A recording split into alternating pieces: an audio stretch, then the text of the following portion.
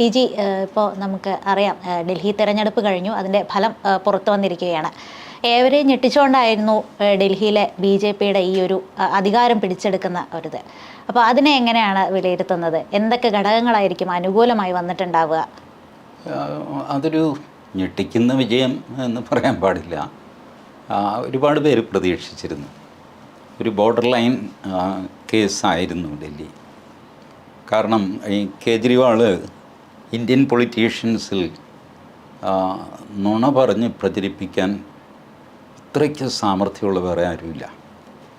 രാഹുൽ ഗാന്ധി പറയും, പക്ഷേ രാഹുൽ ഗാന്ധി പറയുമ്പോൾ അതൊരു മണ്ടത്തരമാണെന്ന് പെട്ടെന്ന് ആൾക്കാർക്ക് മനസ്സിലാകും, അത് ഡിസ്കൗണ്ട് ചെയ്യും.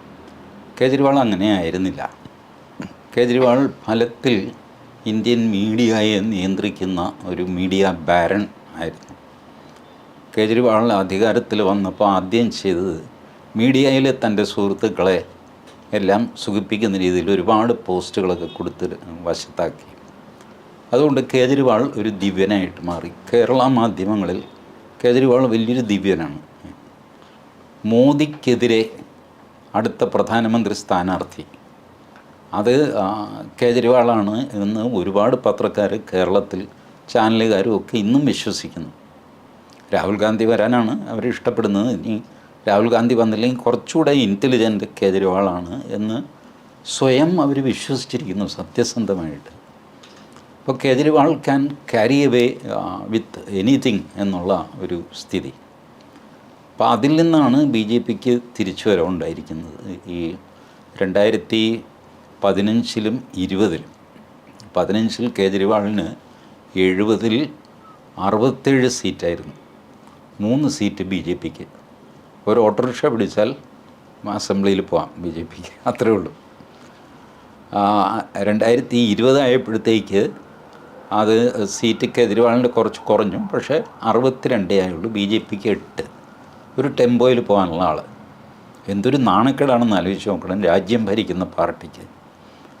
അത് മോദിയുടെ മുഖത്തെ ഒരു കറുപ്പായിട്ട് ഇങ്ങനെ ഈ കരിമംഗല്യം എന്നൊക്കെ പറയുന്ന പോലെ ഒരു സാധനം.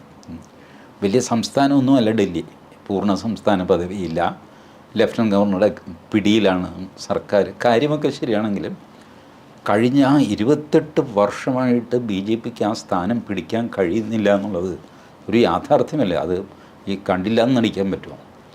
അതുകൊണ്ട് ഇത്തവണ BJP സർവ്വകരുത്തും എടുത്ത് പോരാടി. കഴിഞ്ഞ തവണ അതൊക്കെ ചെയ്തിരുന്നു, പക്ഷേ കേജ്രിവാളിൻ്റെ അടുത്ത് നടക്കുന്നില്ല. അതാണ് അയാളുടെ സാമർഥ്യം. ഇൻ്റർനാഷണൽ തലത്തിൽ നിങ്ങൾ നോക്കൂ, ഒരു മുഖ്യമന്ത്രിയെ അറസ്റ്റ് ചെയ്യുമ്പോൾ ജർമ്മനിയും അമേരിക്കയും പ്രതിഷേധിച്ചില്ല. അവർ പറഞ്ഞു ജനാധിപത്യത്തിൻ്റെ വാല്യൂസ് എല്ലാം സംരക്ഷിക്കണം കേട്ടോ, സൂക്ഷിച്ച് കണ്ടുമൊക്കെ വേണം ചെയ്യാൻ.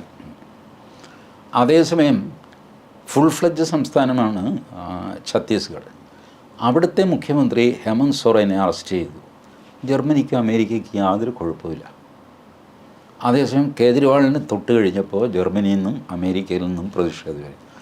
ആ രീതിയിലുള്ള അവർ പ്രോപ്പപ്പ് ചെയ്തൊരു സ്ഥാനാർത്ഥിയാണ് കേജ്രിവാൾ. ഇപ്പോൾ കേജ്രിവാളിൻ്റെ തോൽവി എന്ന് പറഞ്ഞാൽ ഡീപ്പ് സ്റ്റേറ്റിൻ്റെ തോൽവി എന്നാണ് അതിനർത്ഥം.